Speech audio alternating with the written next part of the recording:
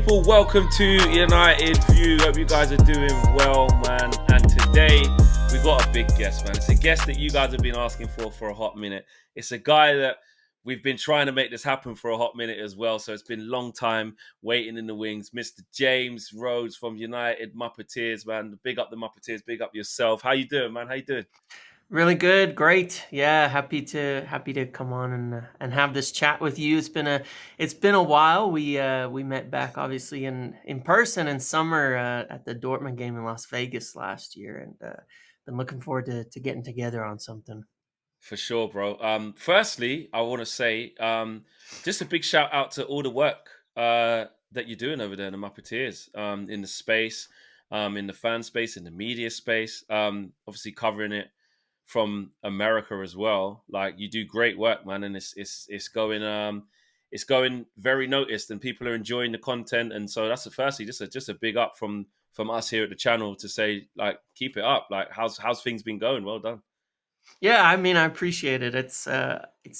I'm kind of all unexpected. You know what I mean? It's not like as you said, being over here in America. I mean, I'm not even anywhere near It's anything mental. physically relevant to all of this, but somehow making it work. And a lot of times, I just feel definitely very lucky. Certain kind of connections and things that I've made over the years, but honestly, a big part of it's just United community is kind of amazing. I mean, it really is the fan base, the community as a whole.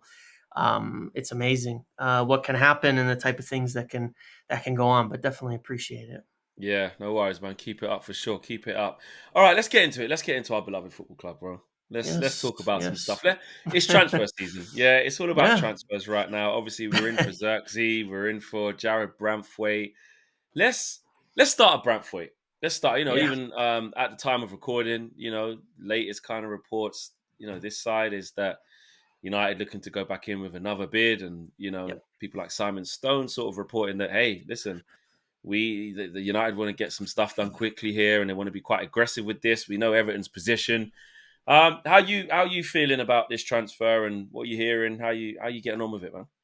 Yeah, for sure. Well, it's an interesting one. I first heard about Branthwaite almost maybe a year ago, maybe a little earlier from somebody on the other side, not on the United side, but on the player side. And that's why I said it's kind of amazing the community because Wow. people wouldn't believe the type of things you can find if you're open to looking. And you got to sift through a lot of nonsense, right? There's so much Yes. nonsense out there. There's no doubt about it. But it's amazing. I mean, there's people who know things, there's people who know people out there, and when you're open to it, comes up. But I first heard from over a year ago, before last summer. United were actually interested, and they were looking, and they were thinking, if we need to make a move here, because you had questions, still about Maguire last summer, right, where he was likely looking like he was going to be sold for most of the summer. And they were looking to get someone young in because obviously we knew Rafael Varane getting up in his age and his injury issues that he's had, and now obviously he's departed. And so they've been following it for a long time, following him for a long time. He's wanted to make a move like this. Obviously, it's a perfect move for a player like him, currently located at in Everton. It's a hop, skip, and a jump over there. Doesn't make much difference. Big upgrade. But yeah, the whole strategy was to kind of push this towards that June 30th deadline, right? The end of the financial year for Everton. They've got they were obviously penalized points this season for financial issues. They're probably going to be penalized more if they don't raise any money. I don't think it's a huge amount, but it's an amount. The takeover they're involved in, that was an absolute mess, and now they got a new Yeah. buyer. But that stuff, as we know, doesn't happen overnight. I mean, that took a long time for us. I know We got experience, bro. We got experience. we know now. We know how that goes. So this was always the strategy, kind of push them to the limit a little bit on that June 30th date and see if they'll come down to a reasonable level. I think that the sweet spot's been about 50 million pounds or so, has been where they want to end up with this deal. And I think that's total. Obviously the makeup of that, the breakdown of that is something they'll want to hopefully negotiate with Everton. But as it stands, they're still talking to them. They're still in kind of dialogue between the clubs. And I think that they're just trying to feel it out. Like if they engage in this, if they give them, a better offer that's more close to that 50 mark, will they talk about it? Will they at least engage and say, okay, well, we want 45 plus 5, you want 40 plus 10, and kind of find something that works in there. And that's what they're hoping for. And they want to do that. And then if they won't engage or if they won't accept it, move on quick or get it done quick. But that's for sure. The thing is, no more sagas, no more 3, 4 weeks later, and then suddenly we have to pay double for the next target because we've waited so long, and things that we've done so many You times think that's before. Ineos's? Do you think that's Ineos's sort of plan on this? Because we were talking about this earlier on the show, and actually in general, all United fans have been talking about this really about Yeah, the sort of how Ineos are going to change our perception in the transfer market. yeah, How Ineos are going to say, listen, how you used to negotiate with Man United before is no hmm, more. We're not taking any shit. We're not we're yeah, not sort of being held to ransom. We're not hanging on for ages, but at the same time be aggressive enough to get yep, deals done. That sort of balancing it. How do you see yeah. how Ineos perceived this Branthwaite deal in terms of okay, we're not afraid to walk away versus we will pay this for him though because he is good. Yeah, well, it's exactly that kind of balance, right? Because if you've said he's the top target, you want to get him, and there's definitely a balance between short, long term, between the football aspects of it, the financial aspects of it. Like, you don't want to get a worse player for the same money because you were being tough on a deal in some sense. So it's always that kind of challenge or balance, and some of that's going to depend on how good they think the alternatives are. Like if Lenny Yoro, which we can talk about in a minute, Yeah, for sure. comes up and he's available for the same money, you're fine to walk away. Like if they could get him, we'll walk away. Obviously the limit that they'll stretch will be based on the how they feel about the target versus the other. But Omar Barada, it's interesting because there's some video of him, right, from City, because they've done all those documentaries and things over the Yeah, years, he's in a right? lot of it. Yeah. Yeah, and he's in a lot of it, and he's kind of known as sort of like the no guy, which is kind of what you want from your financial person in a sense. Like, you want to push the football limits, but you do need in any business a finance person who's going to say no like a lot, and is going to shut things down a lot, just from a sensible standpoint, so you don't go Literally make from the mistakes. business. Yeah, because that's Yeah, our biggest yeah, problem, bro. We're like, yeah, no, but we really want him. Yeah, but he costs 80, 100 million. Someone goes, yeah, okay, no problem. Tick. yeah, Go do it. exactly, You exactly, need someone to say, exactly. well, no, we need someone half this price right now. You can't get him. Yeah, exactly, and you gotta have alternatives that'll work, like, if I'm sitting there, I guess that's the example, right? If I was sitting there in the CEO or director of football role, and I was saying, you're telling me that's the only option, well, then I need new people, because there's no way that's the only option. You gotta give me 3, 4 options that you are happy with. You have to have multiple options that you're happy with. And City did. I mean, City, they didn't always get their first target. I think sometimes people think they did, but they didn't. They moved on quite a lot to second, third, fourth alternates, things like that. And in a few cases, right, they spent big money on a big player, but most of that team was built on the mid-level 50 million. We went through 3 targets and got the one we could get, and they built it that way. And I think that's how Barada will be, is to say, look, we're going to go there. We're not going to actually stretch that limit. Like, that limit is a limit. We're not going above that limit. We're going to say no. We're going to walk away. So I think it is a balance this summer, and I think that it's important because this is probably the toughest summer, right? In this case, given it's their first window, because the financial concerns, the no Champions League football, but there's also balancing the perception of United in the market with the fact that they really do need to get some players in Yeah, at the everybody same knows we time. There's no actually do. doubt about that. That's the hardest bit, isn't it? And that's the balance in that. That's why it's really difficult for Ineos. Well, they may see it as easy because they know how to Yeah, position themselves and that's what they do. But from our perspective, yeah, looking at it, it's like, well, this is going to be quite tricky for you because, like yeah, you just said there, bro, like everybody knows Man United need players. We need players badly. yeah, Um, but everyone knows as well that Man United are going through another transition, another change, and there's new guys at the helm, and yeah, that also goes into the players as well that you're trying to buy in terms of when we're negotiating for these players with their agents. We also need to sell this new project to them, but also need to say, yes, well, you're not going to get crazy wages now. The contract length, depending on your age, we're changing things at Man United. We're not a cash cow anymore. You can't just come mm, in here and we end up with another Casemiro situation where there's an yeah, older player, a mm, declining player on huge money, long contract. We are yep, changing, and that is they have to find the right balance between convincing young aspiring players and their agents to come here for the right type of money, but not as crazy as it used to be, Yep. versus show clubs that we're not giving you that. No, we've got other targets you watch. So I was when I talked to Laurie Whitwell last week. He made a good point of like United, could walk away from Branthwaite if it gets too high to say, listen, to show the rest of the Yeah. market and the rest of the negotiators, we walked away from him. We ended up with this guy. We'll do the same to you. And they need to create that, don't they? Yeah, they do. They do, and that might be part of the strategy.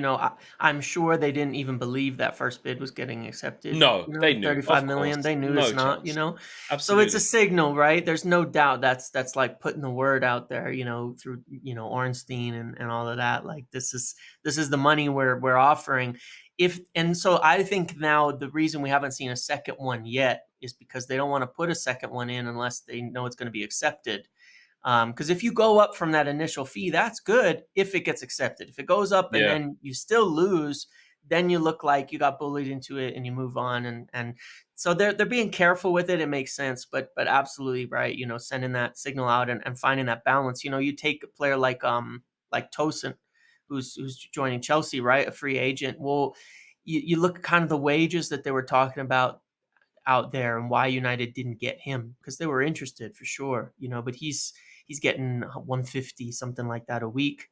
And at United, he's probably, their view of him is probably, third, fourth choice, right? Center back Yeah. coming in as depth because they're going to need another one if they were to get him. They don't want to pay those kind of wages for backups at this point in time because they've been doing that a long time. I mean, Mm. anybody in the squad is getting 150. That's how it's been, and that's just too much. It's not the right balance. I always hate using Liverpool as an example, unfortunately, but they are. I think Mo Salah was the Really good only example of it. person. Yeah, the Mo Salah was the only player on like the 300, 250, 275 wages range. He's the only one on the team, after breaking records and winning titles and all of that. And a lot of their starters were on more like 150, right? And the backups are on lower than that. And that's how you make that sustainability in a team. And that's something that United are going to have to balance heavily because I think usually, under Woodward and all of that, it was the wages, right? That's why we were winning a lot of those battles, even when we weren't competitive, because throwing 200. I'm not blaming him, but there's other reasons he joined. But throwing 200s plus at Mason Mount, why? We I think we 10 times Anthony's wages. Why? Why we do these Mental. things on It's top of the fees? crazy. Why? It's insane. So that's got to end. I mean, that is getting that right. And so sometimes I think there's things that don't look like success that might be necessary, like the short-term pain, long-term gain aspects. Like you miss out on a free agent like Tosin, it's not the best, but at the same time, if it's a signal, hey, we're not offering 150 to everybody just because you're in the team, just because you're part of the 25-man squad, then I Exactly. think in the long term it's better. Yeah, it can't happen. We really have to address that. And that's why I really want us to get good value for this deal. I don't doubt how good Branthwaite is. I do think he's good. Yes. Um, I still, obviously, we're going to have some reservations over the step up, the Yeah. scrutiny, the pressure, like the minerals you need to play for Man United. But the kid Yep. looks like he can handle it. He looks the right type of profile. And actually, across all of our profiles that we are linked to, I quite like it. That's one thing Yeah. I'm quite Yeah. interested. I mean, we'll talk about Lenny Yoro now, and I mean, Matthias de Ligt's been mentioned by Plettenberg quite a few times as being on the list. Um, we're Mark Gay, he's been mentioned. Like the type of centre back we're Mm. trying to go after, it feels like okay, if I end up with any one of these, I'm good. Yeah, yeah, I agree. I mean, I'm pretty happy with them when I think of the names listed. Todibo in there as well. Yeah. Strong, fit, big, physical center backs. A lot of pace, a lot of power. The types of things that we've been missing. You look at Yes. the good teams like Saliba for Arsenal. They've got pacey, strong This is what center I've been backs in there. saying, And bro. James, and I've we're been saying this. lacking. We Get are me that lacking. guy. Get me Yeah, him. yeah. That's what we That's need, the especially next to missing Leacher. guy at United. Yep, yep. Yeah, because Yeah, Leacher's, exactly, he's great on the exactly. ball, he's progressive Yep, and stuff, and yeah, he is aggressive as well.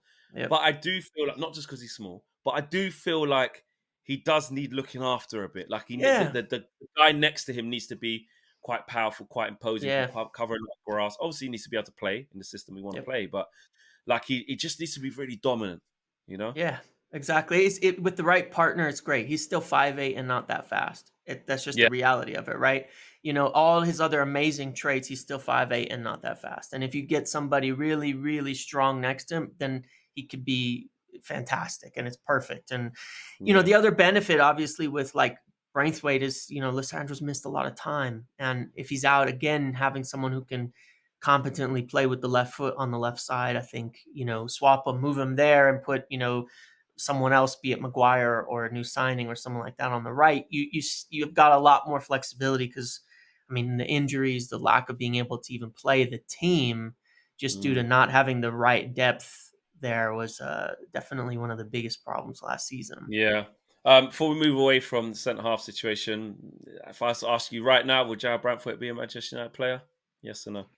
I'm gonna lean towards yes at the moment. I'm gonna still give it like 60-40 right now that he does. They Yeah, haven't walked away. They're still talking, but I do think it's got to happen like this week. They got to get that going this week, because if you think about that 30th deadline, you got to actually wrap it up by the 30th. It's not like yeah. you get a deal sheet in. You're talking finances. They got to sign. They got to deliver. You got to make that first Got to payment. submit. Yeah, yeah, Yeah, that's all got to happen. So that takes time. Those things take work. So I think it's got to happen quick now. yeah. Um, into midfield. Mm, Casemiro. There's talks about him exiting, or even potentially staying, depending on the type of deals that are put down on the mm, table for him. yeah. How you seeing our midfield situation? Who could go? Who could stay? Who could be brought in? And what's the latest for you? Yeah, well, the crazy thing about United's midfield is I feel like somehow it's always a massive problem, and somehow it's never clear how we're gonna fix Never it. You know what fixed. I Yeah, mean? It's like it's been like this for even since Sir Alex was here. It was like we kept not really buying midfielders, and then we buy ones and it wouldn't work out. It's been a long time. I mean, it was mostly academy products in the midfield for years and years and years. And we kind of now we lucked into Kabi Mainu, which is insane, right? An incredible talent that has really saved things, and we have Bruno. But who do you partner him with? Yeah, I mean the situation is Casemiro. It's not just the play at this point in time. Obviously, he's quite unhappy with United. It seems, it's I think it's obvious to everybody when you look at what happened with the cup final. Not just not playing and dropping out of the team, but even afterwards, not really being involved in the celebrations on the pitch, yeah. It leaving felt like, immediately. yeah, It something was was, off, and I think he did his obligatory kind of yeah, things of like, I'll be there, going through the congratulate the motions, young kids. Yeah, But because he's yeah, won so much, I think for someone yeah, like him, if he's part of not part of a match day squad, but a traveling squad that won a yeah, cup and he was nowhere near it, wasn't even in his kit, he's not the guy who's going to be there lifting yeah, it up and taking pictures, yeah, because he's like, that ain't my cup. I know what yeah, it is to win cups.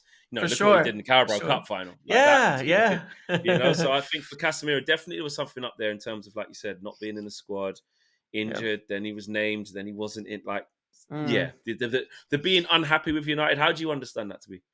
Yeah, well, I think it started a bit earlier in the year. I mean, it's a tricky situation, isn't it? Because obviously he close with Varane, close with Ronaldo from the time Ronaldo departs, and Casemiro and Varane, the professionals, and they kept things good and had a good season that year. And I think earlier in the season things started to get a bit shaky, right? When the results fell off, there were certain things that happened. There was a time when Casemiro got hooked, at halftime, and there was there's a comment from Ten Hag about wanting more football, Oh which yeah, what game was that again?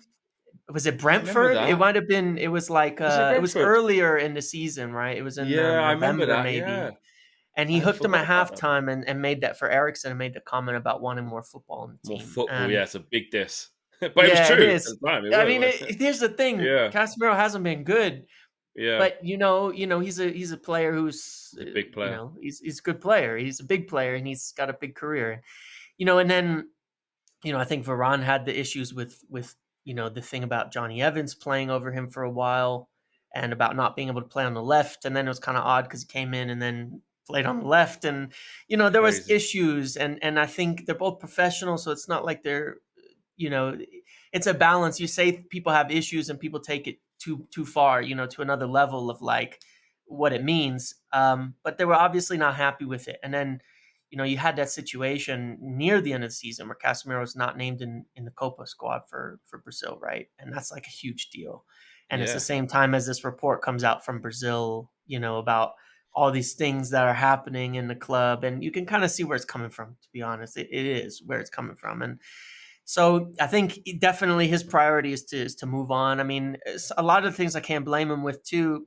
I was have found it kind of funny, his transfers held up in kind of briefs and things, as an example of a bad one by INEOS Yeah. and all of that. And I doubt that feels great. You know what I mean? For a player Yeah, to he's be he's sitting there he's being seeing as like, like, "Oh, "I'm the I'm the fall poster guy. boy." I'm" Yeah. yeah, for the failure. Yeah. Yeah, exactly. That's not the best. So I think he's not super happy with all of that. Obviously, Yeah. who you know who's going to present themselves in a deal for him. Um, they're looking. I mean, I think it was correct. There was a report yesterday that Bayern looked into it, which I think was correct, but chose not to follow it up.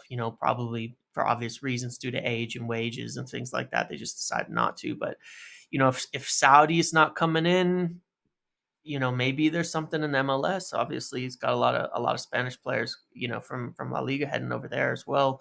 So I guess we'll see. But yeah, that's what makes it kind of odd because we got a lot of players in the midfield.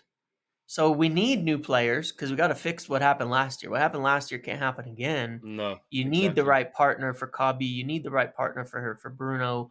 You need to figure out how you're going to get Mason Mount in the team, but there's a lot because you got Erickson, Scott, and Casemiro still on the books there. They're looking, but it's not totally clear. I mean, when you look at the center back options, like we talked about, I think there's a lot of good options. When you look in the midfield, it's harder to find like that standout player, right? And then a lot of people have talked about João Neves, which United are interested in, but Yeah. then you're talking 120 million We euros for can't him. we It's just can't go not going to near that at happen. all. Yeah. And so that's the issue. I mean, there's a lot of names we could list that they've looked at. Fofana, which is a cheap, affordable option that could do a job. Onana at Everton, but I don't think that's a hard deal to do when you're trying to get Branthwaite Trying to done. they're definitely gonna say no, yeah. Yeah. There's Ederson at Atalanta that they've looked at, but not much beyond that. There's not really anything It like seems the quietest, doesn't concrete. it? Yeah, yeah, Yeah, I mean, we're gonna get to, Joshua Zirkzee in a little while in the forwards, but yeah, exactly that the central midfield is where it seems kinda we spoke about it this morning on the show, it's like, well, whatever happens to Casemiro is actually really important because yeah. you can't rule out him staying and saying, "Got 3 years left, mate. 350 grand a week, no problem. Like I'm on this, or 300 grand a week, whatever it is. I'm on Mm, this. I got 3 years left. I had a bad season. I've had bad seasons before in my career, where we got some new players in, managers a little bit more settled. Don't back against me having a decent season. Now I'm not saying I believe that's going to happen, but Casemiro can absolutely just be like, oh, okay, we'll see you out for a year. you I could. don't if he starts getting on the bench more times than not, and then it gets to January, that's a different story. Yeah. But him not going will probably trigger dominoes in a different direction of like, okay, Mm, well, it really limits our options. Versus if he goes, he gets off the wage bill yes. instantly. There's a Yes. gaping hole that needs to be filled, and it frees up some of the funds. So yeah, I think it depends on how quickly they can get a decision on him, which isn't going to be easy because if it isn't Saudi, again speaking to Laurie Whitwell, he said like we all know Saudi got loads of money, but they're not just going to just go, this is it, we're done, we're just It's going to not as spend obvious everything as it all the as it time. might be. Yeah. Exactly, Yeah. exactly. So very interesting, very interesting. Forwards, man, forwards. I mean, Joshua Xerxes, that's the one. Xerxes, sorry, that's the one that's Yep. really pushing on now. They seem to be trying to hijack that deal from AC Milan and trying to get on the front foot. What say you on this? Yeah, I think for sure that's the case. I think that when you look at it, obviously for a long time we're wondering, what kind of striker they're going to go for, what kind of player they're going to go for in that area, and I think this is something that's heavily driven by, the new people in place, Wilcox and such, looking at it and saying, after evaluating a team, evaluating a squad. And I think this is an interesting discussion kind of overall in terms of how United are going to play moving forward, right? How they're going to work um, on the striker front, because some of the names that they're talking about that they're actually interested in kind of fit together in a certain way. Joshua Xerxes as well. Ivan Toney, if they were to go for that deal. These are similar players in a certain respect, right? They're a bit more, in some cases maybe a bit more false nine like, but they're definitely Mm, more dropping in, to pick up the play from deeper, to move it around, to do all of that. And the interesting thing is, obviously, United were looking ideally at Harry Kane last year, and certainly these are players, Xerxes more in that vein of player, not an out, runner like Rasmus Højlund running in the channels and beaten for pace and all of that, but kind of dropping in. I mean, some people have compared him to maybe a little bit like a Firmino type of player, and I think that's yeah. probably pretty fair. I've seen And him when like, in you, the clips I've seen him. He does drop off a little bit, get on the half yeah, turn, then yeah, drive with the ball, connect the play. exactly. And I think part of the discussion is when you look at who United have right now, you know, Rashford had a rough season, and I think his situation is one worth talking about because he had a tough season, and it wasn't, after an amazing season before that. And sometimes at an easy glance, it's easy to look at it and just say, well, he just had a bad year, and that's all there is to it, right? But there's certainly a changing in roles, and that's something I've talked about a lot this year, because I know for quite a fact that there was a change in his role in the team compared to the previous season. Um, and it was even mentioned, I think in Laurie's big piece on the manager about some of the issues that came up there about, when with Hoyland and the team kind of running in those channels, and they had less of the overlapping fullbacks and the things that work with Marcus Rashford's position. And I think to some degree the same for Garnacho, though he was a bit more flexible, last year and developing and playing on the right.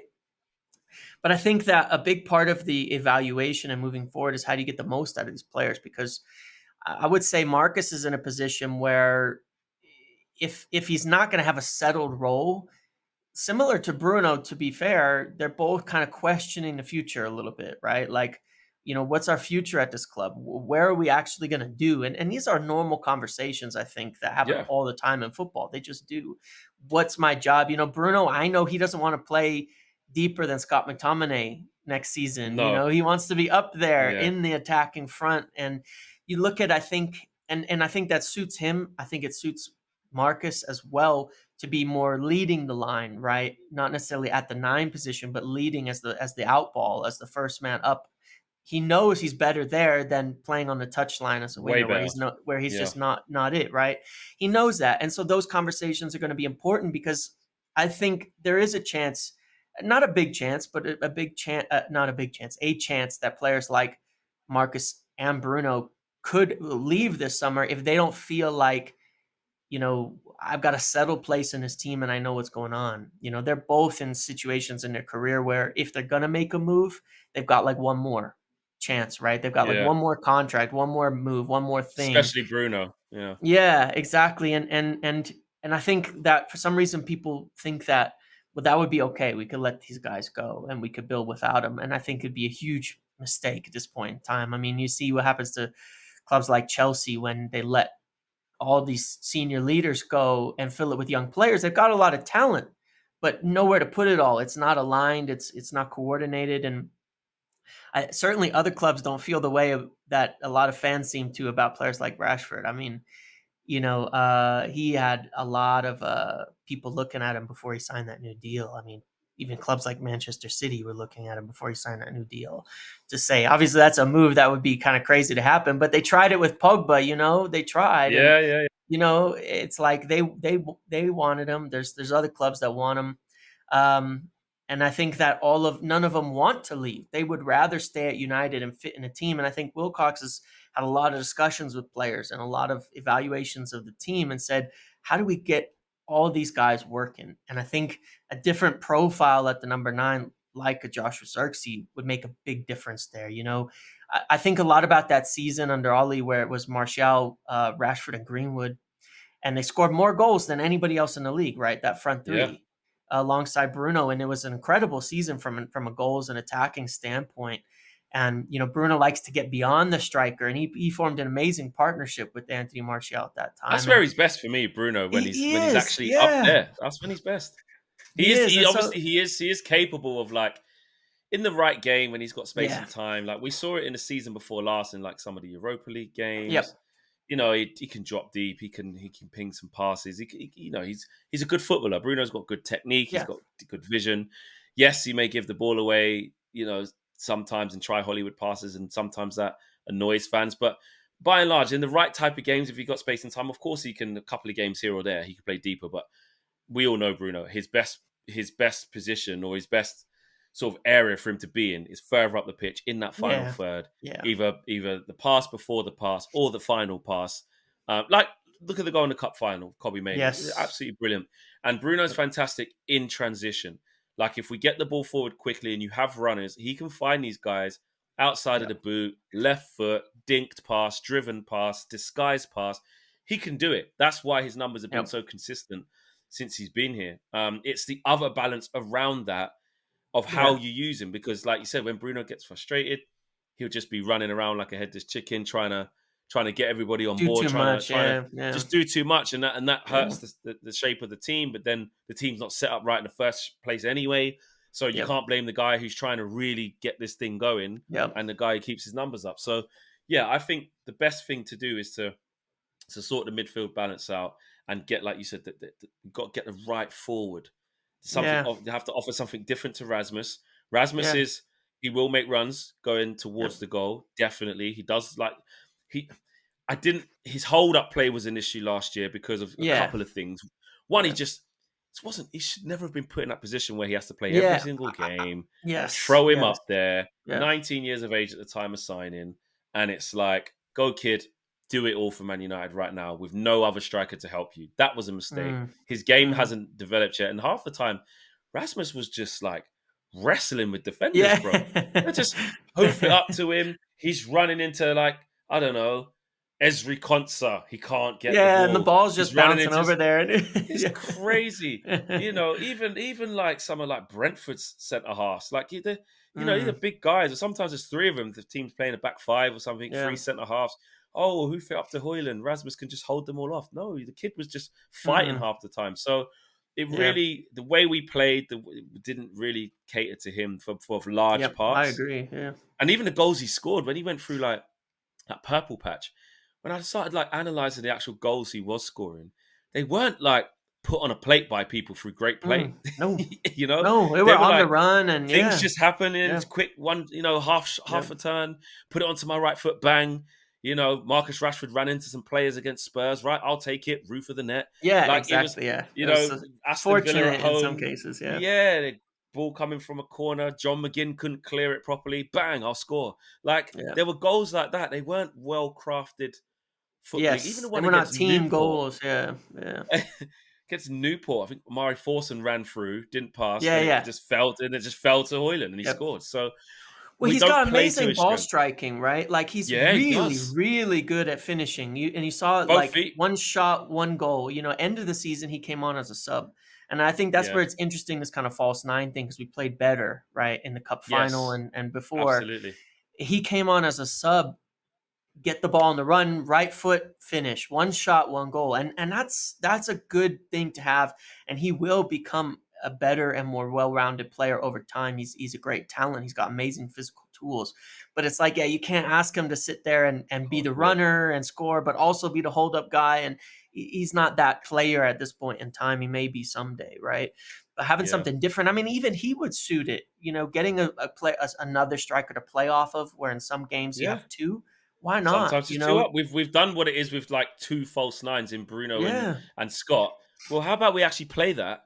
Yeah. and work out how with actual two nines, Exactly, and exactly. let them work it out in some games. By the way, not every Yep, game, but in, exactly, in yeah. some It's games. So flexibility, so it's ability to change and ability to do different things that may suit the team better in some instances than others. So, I think it's a good one. I think that there's a good chance of this Xerxes one. I mean, if it's kind of been held up for Milan for quite a long time, right? And when that happens, I got suspicious. I knew United were interested, but when it started to get held up, you get suspicious, like, agents when they start holding these deals up for something.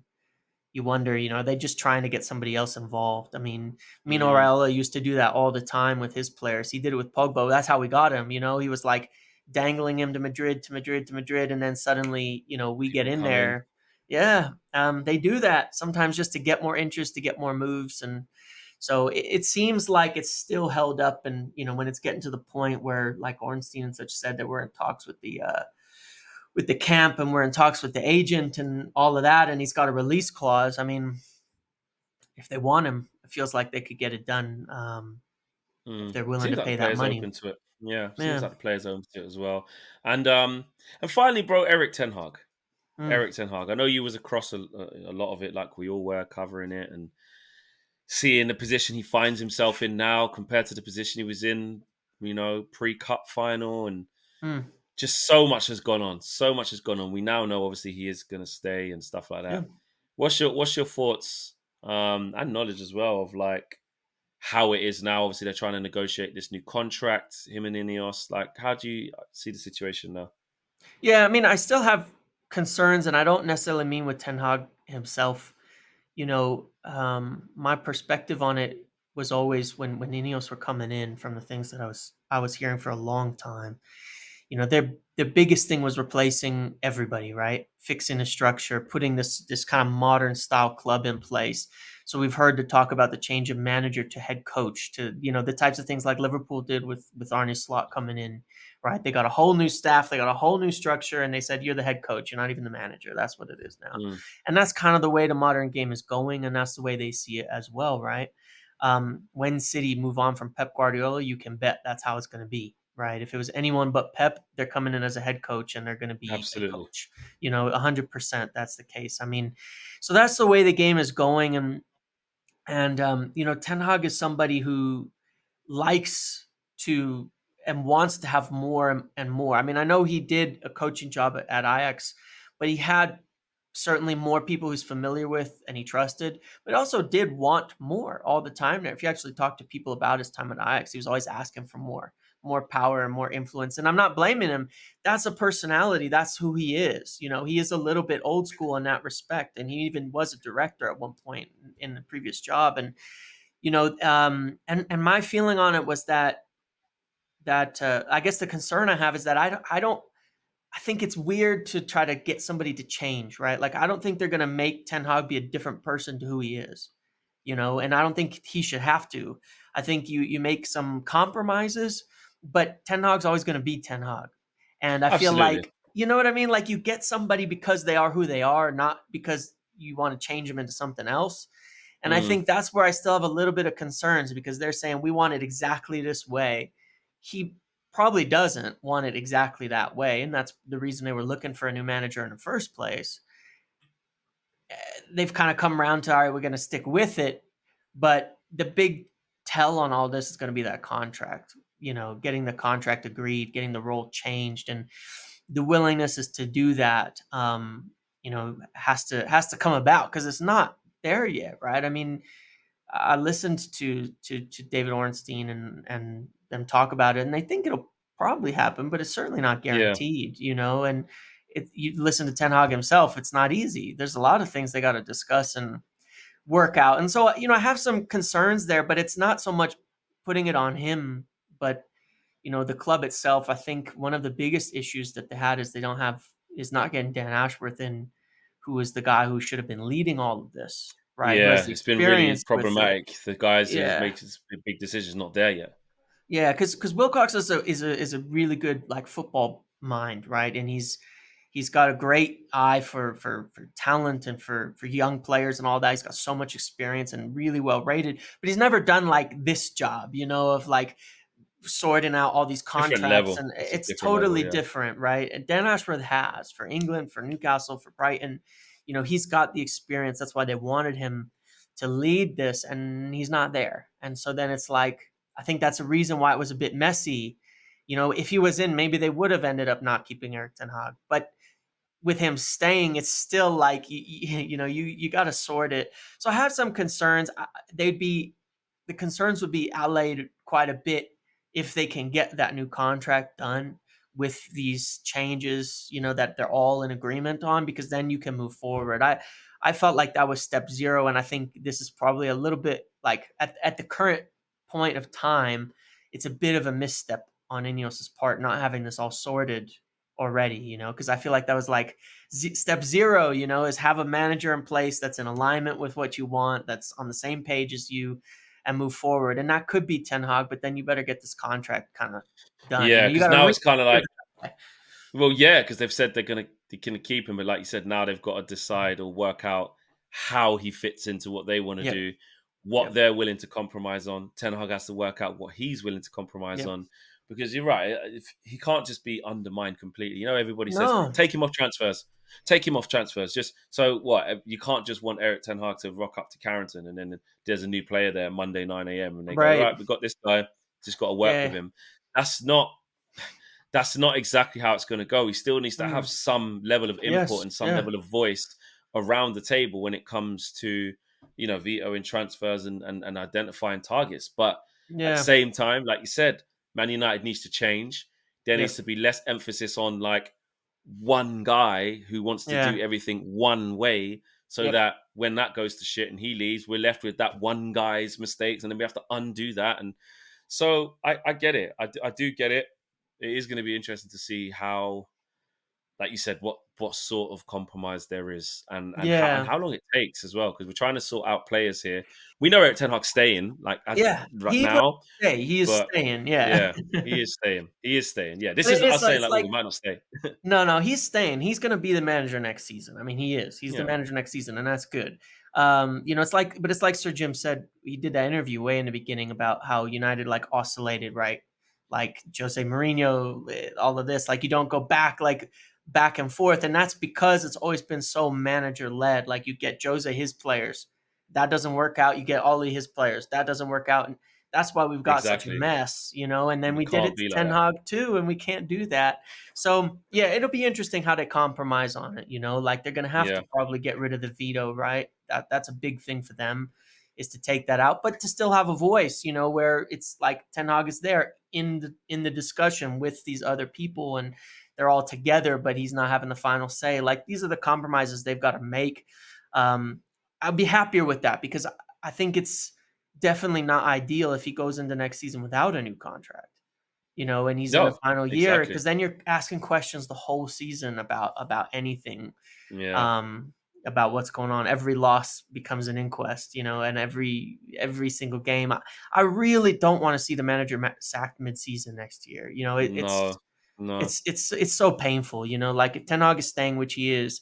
I want him to be there the whole season. Like I really don't want to make changes in the middle of the year. It's such a waste of time at the end of the day. I don't think we've ever ended off better off after sacking a manager midseason. I mean, we did it to Ollie. We might as well have kept him to the end of the year, to be honest, with how it ended up. I don't think it would have been any different, frankly. Yeah, it was our worst place finish at the time. Yeah. Didn't get Champions League. Yeah, it Yeah. was. It was. Yeah, it was awful. It was awful. And we have Yeah. to avoid that, man. Listen, James, thank you so much for coming on, man. Really, really appreciate it, bro. Of course. It's been a good catch up. It's been a good catch up. One that I'm sure we'll do again. Yeah, yeah, and I hope I'll It's see been you guys great. this summer as well, if you're coming to the Yes, yeah, we'll US be out there. again. I Yeah, will be there. Yep. Are you doing all of Yeah, it? yeah. I'm getting my the media passes again and all that, and I think I'll be at the 2 weekend ones. It's because it's all just over 1 week this time, right? It's a pretty Yeah, short period of yeah. time, but South Carolina, and then the one in Los Angeles on the next weekend. So I should be at both of those, and so I definitely hope to see you guys there. Perfect. There you go. You guys know where to see all of the Muppeteers content. If you don't, I don't know where you've been, but the link is in the video description below. So make sure you guys check out the Muppeteers on X/Twitter, and of course the YouTube channel as well. They're doing so much and just everywhere. everywhere. I mean, Yeah. everywhere Man United. So go check them out, guys. We'll see you on another episode, another video very, very soon on United View. Again, James, big up to you, and we'll see you again soon, man. Thank you, guys. Take Yeah. care. Thanks very much. Nice one.